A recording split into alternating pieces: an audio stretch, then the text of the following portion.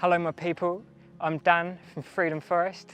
I'd like to welcome you back to this part 2 of growing Sarpo, blight resistant and virus resistant potatoes outdoors in the UK. We've grown the full product range of Sarpo varieties this year to give you guys an idea of the results you might expect to find and whether they live up to their name of being virus and blight resistant. If you haven't already seen part 1, where I give a brief history of what Sarpo potatoes are and how we planted them, be sure to check that out. So today we're going to be doing the all-important harvesting and a taste test for you guys right here over the fireplace to see how they turned out. So be sure to stay tuned. As I've mentioned previously, this year we decided to grow the full range of Sarpo potatoes, and at the time that we got them that was 5 different varieties, and they've been not only an epic success but an epic failure as well so far. And I'll start off with the negative because none of us like negatives, and the failure has been more to our part than the potatoes themselves.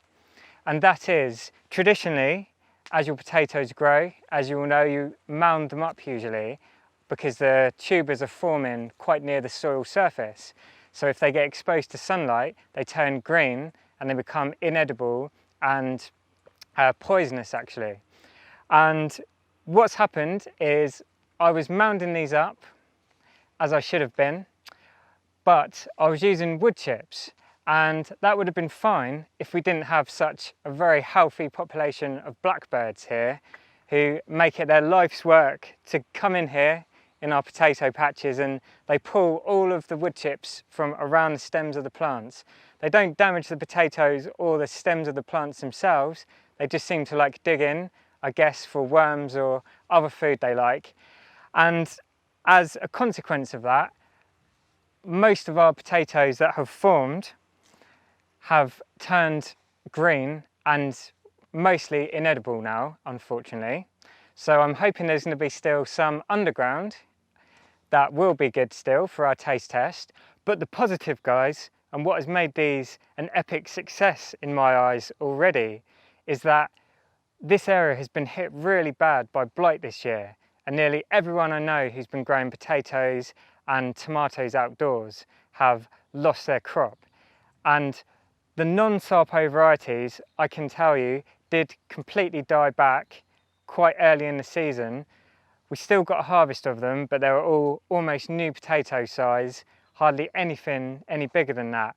Yet the Sarpos actually sailed through all of that up until the last few weeks when the plants are just starting to die back and be more weathered naturally. And even at times when several of the plants did look like they were hit by it, they just seem to grow back with new fresh green foliage repeatedly, which is amazing. And I mentioned that in episode 1, that I'd heard they have this trait. So they are definitely been resilient. Where all of our other varieties have failed, these have kept going. And I can already see around the tops of some of the plants that we do have some much larger tubers than we've had on any of our non-Sarpo potatoes as well.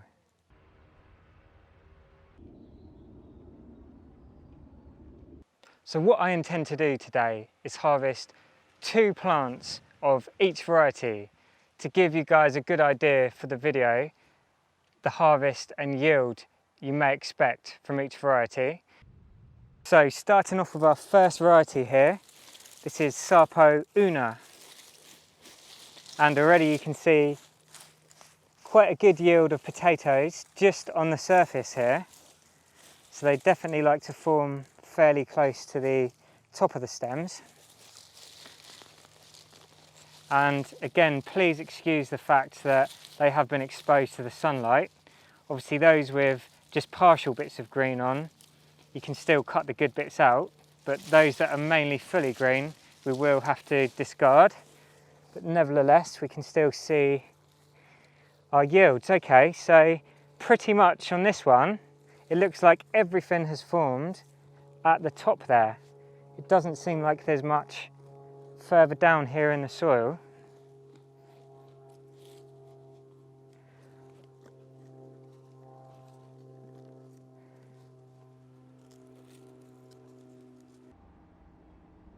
Moving on to its neighbour here, this is the second Sarpo Una plant.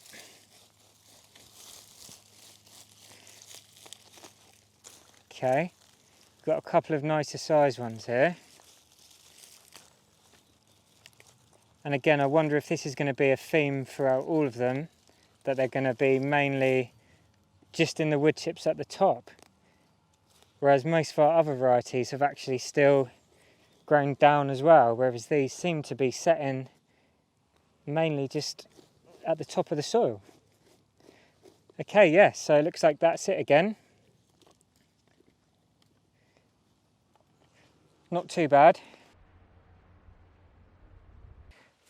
Okay, and this is our first Sarpo mirror plant.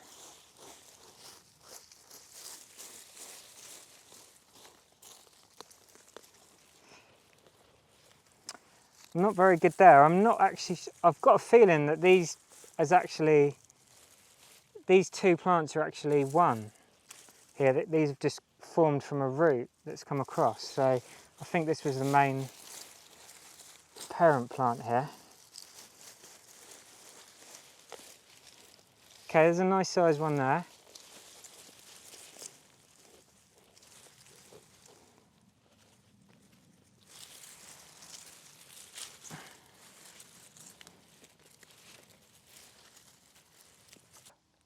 Not a massive harvest again, but this could be due to the fact most of the plant has been actually exposed to the elements. Okay, and our second Sarpo mirror plant here.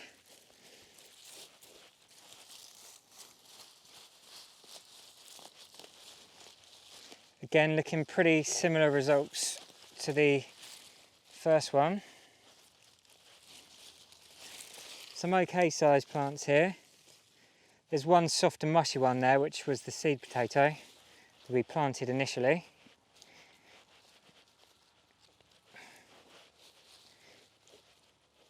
Okay, so slightly disappointing as this is a main crop variety. But again, I'm not going to blame the variety itself here because the conditions they've had has been pretty poor, to be honest with you.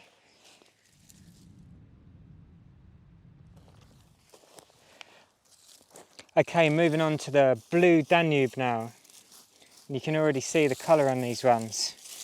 Very nice actually.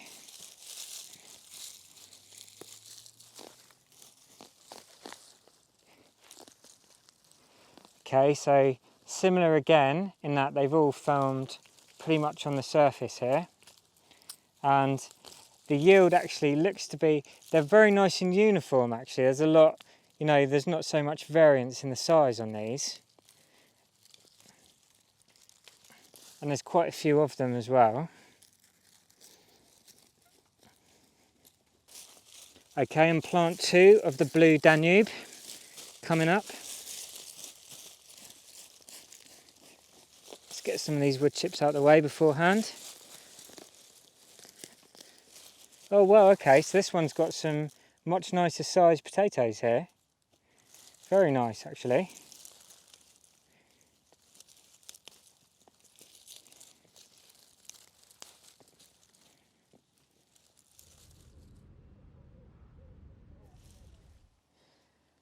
And this is the first plant of the variety Exona. And as you can see, this one still has green foliage and flowers.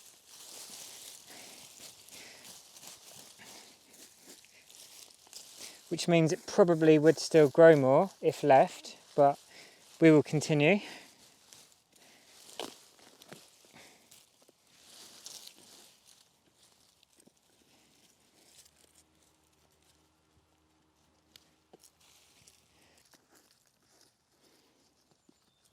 Not the best yield on that one, a lot of small ones and a few medium and new potato size. Okay, and time for plant 2 of the second Exona. Sorry if I'm not saying that correctly. Okay, this one looks, wow, Oh my word, look at that thing. Cool. Just about to say it looks better than plant one, and it certainly is. So that's our original seed potato there. So we got 1, 2, 3, 4, yeah, 4-ish good sized ones there, and then a lot of new potato size. So I think if we were definitely earthing these up with some good compost next year and keeping them moist, that's another thing to mention. We haven't watered these once this year. I think we could have decent yields. So this is plant one of the final Sarpo variety called Sarpo Kifli. And all of the foliage on this variety, on all of the plants, has completely died back earliest actually. So these look quite what would normally be a nice kind of whiter creamy flesh variety if you didn't have all this green on here, which you unfortunately do. Okay, nice. So not too drastically differently yields to the other varieties so far on that plant. Okay, and this is the second Sarpo Kifli plant, and I'm literally just harvesting the first 2 in each row. I'm not choosing any specific plants that look better than any others. Okay, nice, nice.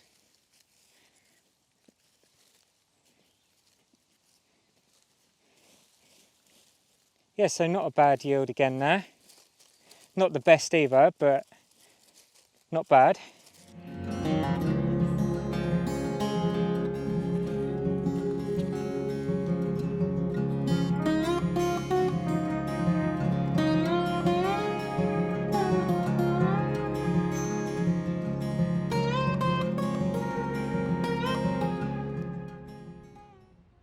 So I've separated the potatoes out into their varieties now, beginning with Sarpo Una, Sarpo Mira, Sarpo Blue Danube, Sarpo Exona, and Kifli at the end here. And the results seem to be fairly even across the board, kind of ranging from small, medium, and a few large. And I think I really wanted to make clear the really harsh conditions these guys have had to grow in this season here. I've already mentioned that the plants around the stems have been completely exposed, including all of the top roots which would normally have formed in the baking sun, as well as the tubers themselves. And we haven't had rainfall here for almost 6 weeks now, through September and August actually. It's now mid-September, and yeah, it's been quite harsh conditions, and all of our other varieties, as I mentioned, there's 5 or 6 others that are non-Sarpo, all got taken out by the blight a long time ago and didn't form anywhere near some of the sizes we've had here. So I think under optimal conditions, if these were earthed up, whether that be with compost or soil, and they would have had some even moisture and irrigation for the period that the tubers were forming, I think we could have had some really big yields. So definitely give them a go again next year. Anyway, I'm going to get my lovely assistant now, and I'll pick out a couple of each variety that look not too green, and we'll do a taste test, shall we? There she is.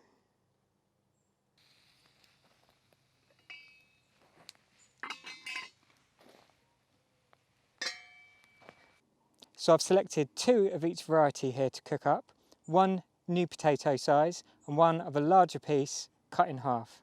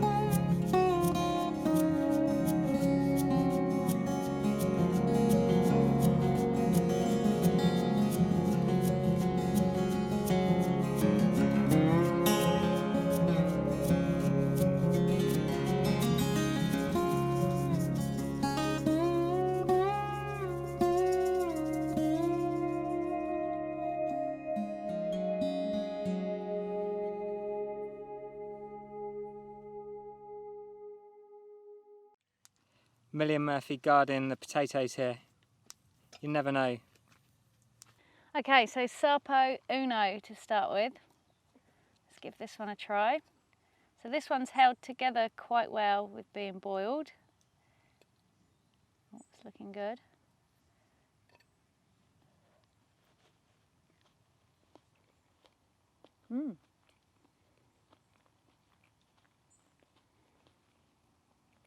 That one's really nice. Really nice. Is it quite... It's quite creamy. It's got quite a creamy, smooth texture. It's really yummy. They've stayed together quite well, so yeah, you could use those as a boiled potato, but they're cracking a little bit, but yeah. Okay, so Blue Danube now, and I can tell just from cooking, this one doesn't lend itself so well to being a boiled potato, but that could well mean that it's really good for roasting or something like that. But let's give it a try anyway. So I'll try some of this one that's quite well cooked and sort of falling apart a bit. Right. Okay.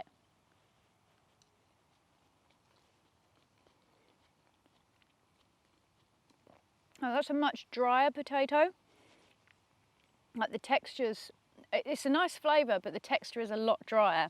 But yeah, it might well roast up really well. But yeah, I think not as nice and smooth for boiling as the Uno so far. This skin is pretty yummy though. Okay, Exona now. Let's have a look at this one.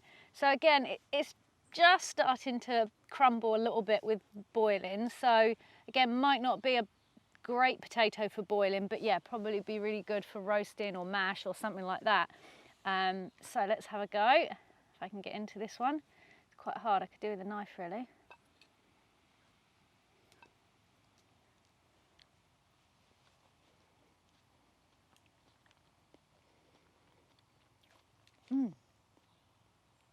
Nice flavoured potato, really nice flavour. Yeah, kind of somewhere between the other two actually.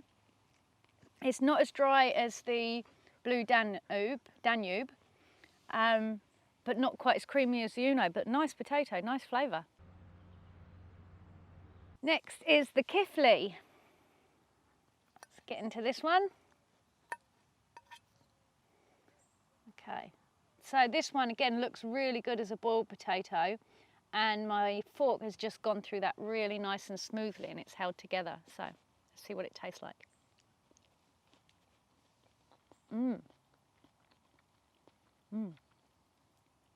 That is another nice potato. Really nice sort of creamy, smooth texture. Nice sort of new potato flavour as well. Really good, really good. Somebody said to me once that they found these Sarpo potatoes insipid, and I'm yet to find an insipid one.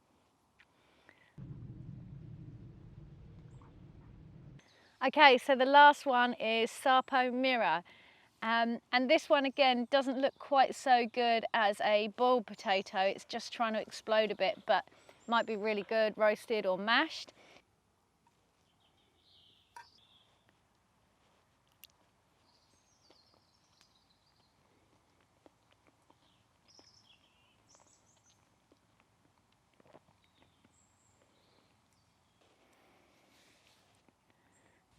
I can't taste anything insipid about that potato.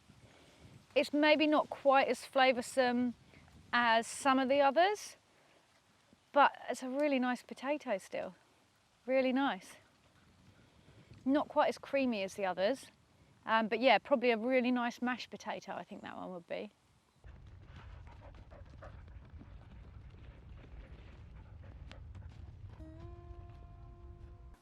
Okay, so we've polished off all the potatoes now, and cooked in this way, I've definitely got two clear favourites, and my favourites are the Uno and the Kifli. Kifli, yeah. Kifli. And then my two least favourites are probably the Blue Danube and the, oh, I've forgotten the name, the Exona. Yeah, and then I've just had a nice little trial of them all as well, and I'm not such a potato connoisseur as Laurie, nor a chef, but I must say I found them all nice and all quite similar. I couldn't taste a massive amount of difference, but there was texture differences, but certainly I'd be happy with all of them, actually. And I wouldn't say those two that are my least favourite could well be nicer roasted or something like that as well. So it might just be that they don't lend themselves very well to being boiled, but certainly can't fault the flavour of any of them. Definitely. So I think it's a thumbs up from us. And as I say, please don't judge them based on the yields this year, nor how they looked, because that's mainly due to us and the weather conditions. But certainly they're a tough, hardy potato variety, which I think are going to be perfect for permaculture growers who just want to stick them in and not too worried about having to buy fresh seed every year. You want to use them. Replant perennials. Yeah. So I'd like to thank you all again for watching, and please be sure to like and subscribe to the channel if you haven't already. Leave us a comment below, and any other questions yet, anything you'd like to ask us. Murphy here is just eating the cardboard. We didn't give him any potatoes. He tried to nick one and got told off, so he's in a bit of a sulk. So now he's eating the cardboard. But we will leave it there. So thank you very much, and peace and plants. Peace and plants.